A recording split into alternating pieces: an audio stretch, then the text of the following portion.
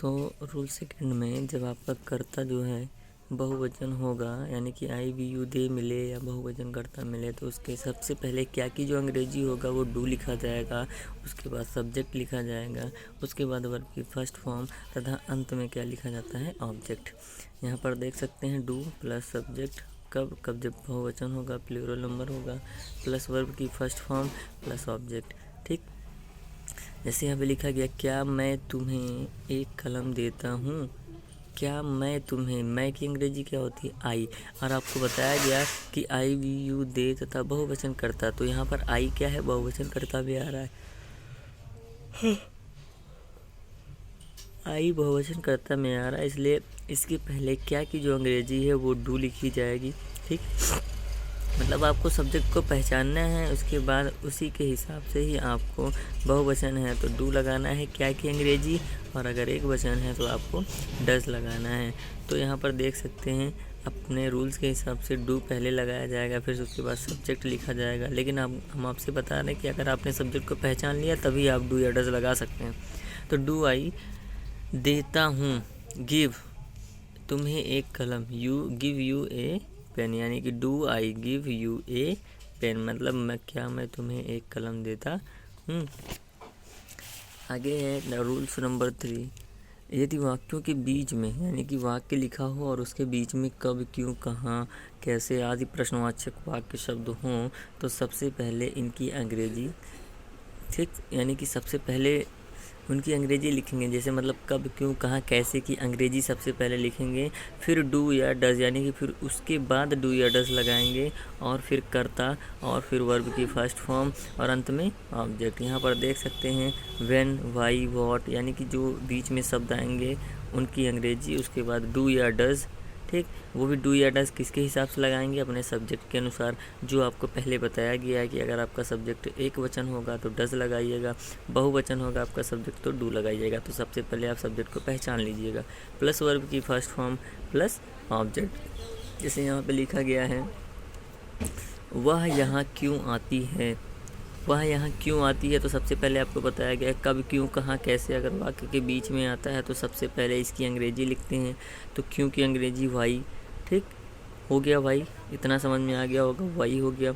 अब वह यहाँ आती है, तो वह क्या है, आती है, यानी कि स्त्रीलिंग, वह जो है वह की अंग्रेजी सी। अब सी एक वचन है या बहुवचन है, एक वचन है, तो अगर एक वचन है तो इसके पहले आप क्या लगाएंगे, डज। तो आप देखिए यहाँ पर सेंटेंस बना, यहाँ पर देखिए व्हेन, वाई, व्हाट में से वाई आपका हो गया, क्यों है वाई, उसके बाद डू या डज लगाना था तो डज लगाया, कैसे लगाया, अपने सब्जेक्ट के अनुसार, सी है तो डज लग गया, एक वचन है सी तो वाई डज सी आती है, कम हियर।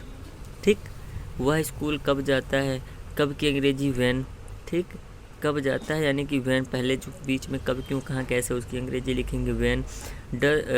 अब आप देखिए व्हेन हो गया, अब वह स्कूल जाता है, तो इसमें आपका सब्जेक्ट क्या है, वह की अंग्रेजी ही। अभी आपका एक वचन है या बहुवचन, एक वचन है तो ही के पहले, यानी कि आपको ही के पहले ही डज रखना है, क्योंकि आप इंट्रोगेटिव सेंटेंस पढ़ रहे हो ना, इसमें जितने भी सेंटेंस, यानी कि सब्जेक्ट के पहले ही आपको डू या डज का प्रयोग करना है, बाद में नहीं करना है।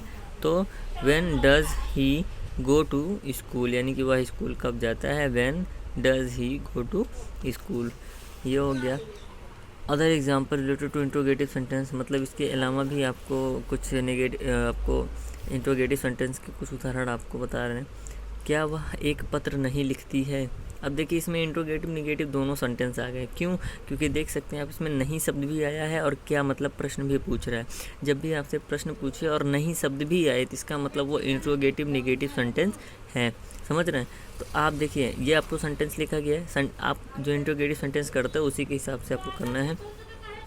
यहाँ पर पहले आपको सब्जेक्ट पहचानना है, सब्जेक्ट पहले है आपका सी, और आपको बताया गया कि अगर आपका सब्जेक्ट एक वचन है तो उसके पहले हम क्या लगाएंगे, डज लगाएंगे। अगर सी आपका क्या है, स्त्रीलिंग है और वो भी एक वचन है तो सी आपका क्या हो जाएगा, सी के पहले क्या लगाएंगे, डज।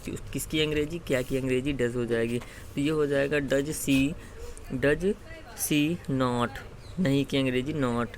एक पत्र लिखती है, यानी कि लिखना का अंग्रेजी राइट, एक पत्र यानी कि ए लेटर, तो does she not write a letter. दूध कौन पसंद नहीं करता है, ठीक, इसमें देखिए प्रश्न भी पूछा है, नहीं शब्द भी आया है। दूध कौन पसंद नहीं करता है, तो कौन की अंग्रेजी है। देखिए यहाँ पर जो कौन है, बीच में अगर शब्द के बीच में कब, क्यों, कहाँ, कैसे, कौन, ठीक है, किधर, ये सब आया ना, तो बीच में सबसे पहले उसकी अंग्रेजी लिखते हैं हु। अब देखिए यहाँ पर सब्जेक्ट क्या है, सब्जेक्ट इसमें नहीं है, ठीक है, सब्जेक्ट नहीं है, तो आप क्या करेंगे, हु के बाद डस लगाएंगे, ठीक, क्योंकि दूध एक ही पदार्थ की आप बात कर रहे हो, एक ही पदार्थ की आप यानी कि दूध की बात कर रहे हो, तो इसका मतलब हु डज के बाद नॉट, पसंद करना यानी कि लाइक क्या पसंद करना, milk, who does not like milk. आगे बढ़ते हैं, वे कितनी पेंसिलें चाहते हैं, तो वे कितनी देखो यहाँ पर कितनी की अंग्रेजी हाउ मैनी होता है, तो सबसे पहले कितनी की अंग्रेजी हाउ मैनी पेंसिल्स यानी कि पेंसिल, यहाँ पर पेंसिल।